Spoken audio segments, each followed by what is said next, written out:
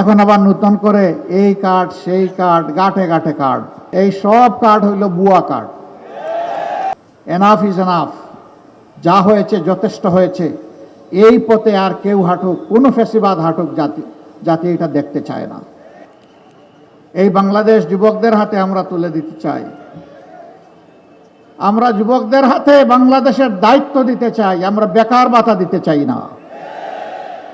24-এর যুবকেরা কোথাও গিয়ে কারো কাছে বলে নাই দে দে বেকার ভাতা দে, স্লোগান দিয়েছিল কেউ? তাইলে আজকে বেকার ভাতার কথা উঠে কেন?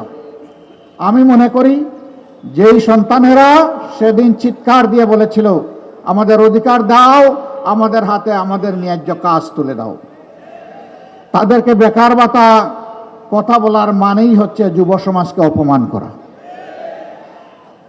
যুব সমাজ, আপনারা সেই অপমান সহ্য করতে রাজি আছেন? আপনারা বেকার ভাতা চান না কাজ চান? কাজ চান? আচ্ছা, যারা চান তারা একটু হাত তোলেন। ও মাশাআল্লাহ, সবাই যুবক। তাইলে এই স্টেজে আমরা যারা আছি আমরাও যুবক, আমরাও সামিল হয়ে গেলাম যুবকদের সাথে ইনশাআল্লাহ। সম্মানিত ভাইরা, 10 টাকা শের দরে চাল খেয়ে এখনো পেটের ভিতর গরম রয়েছে, ফাফা যায়নি। এখন আবার নতুন করে এই কার্ড সেই কার্ড, গাঁটে গাঁটে কার্ড, এই সব কার্ড হইল ভুয়া কার্ড। যেমন 10 টাকা দরের চালের আশ্বাসটা ছিল ভুয়া, এই কার্ডগুলা হইল সেই রকম ভুয়া। এই সব ভুয়া কার্ডকে আগামী 12 তারিখ জনগণ ইনশাল্লাহ লাল কার্ড দেখাবে।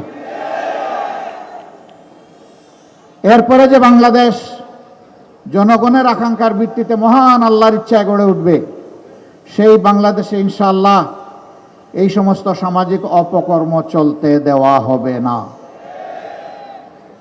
ন্যায় বিচার ইনশাআল্লাহ কায়েম হবে। বিচার এক একজনের জন্য এক এক রকম হবে না। সাধারণ একজন মানুষ অপরাধ করলে ওই নির্দিষ্ট অপরাধের জন্য বিচার করে তার যে শাস্তি হবে, দেশের প্রেসিডেন্ট প্রধানমন্ত্রী একই অপরাধ করলে তাদেরকেও ছাড় দিয়ে কথা বলা হবে না। একইভাবে তাদেরকেও বিচারের আওতায় আনা হবে, আসতে হবে। সেই দিনই ন্যায় বিচার কায়েম হবে ইনশাআল্লাহ। অপরাধে কারো কোনো দায় মুক্তি নেই। অপরাধ করেছে, অপরাধীকে শাস্তি পেতে হবে। দেশের টাকা লুণ্ঠন করে যারা বিদেশে পাচার করেছেন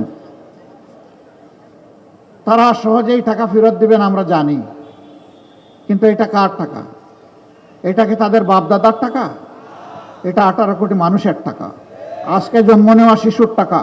ফুটপাতে হাত পেতে মানুষের কাছ থেকে যে ভাই বোন ভিক্ষা করে, এটা তাদেরও টাকা।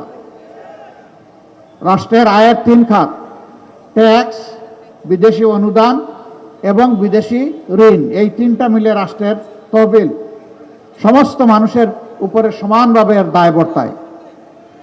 আমরা কথা দিচ্ছি ইনশাআল্লাহ, যদি 13 তারিখ থেকে নূতন বাংলাদেশ হয়, তাহলে নূতন বাংলাদেশের এই প্রাপ্য 16 আনা আদায় করার জন্য সর্বাত্মক লড়াই চালাবো ইনশাআল্লাহ।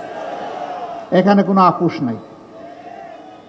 আমাদের বার্তা স্পষ্ট, এনাফ ইজ এনাফ, যা হয়েছে যথেষ্ট হয়েছে। এই পথে আর কেউ হাঁটুক, কোনো ফ্যাসিবাদ হাঁটুক জাতি এটা দেখতে চায় না। আমরা মিথ্যা কোনো আশ্বাস জাতিকে দেব না।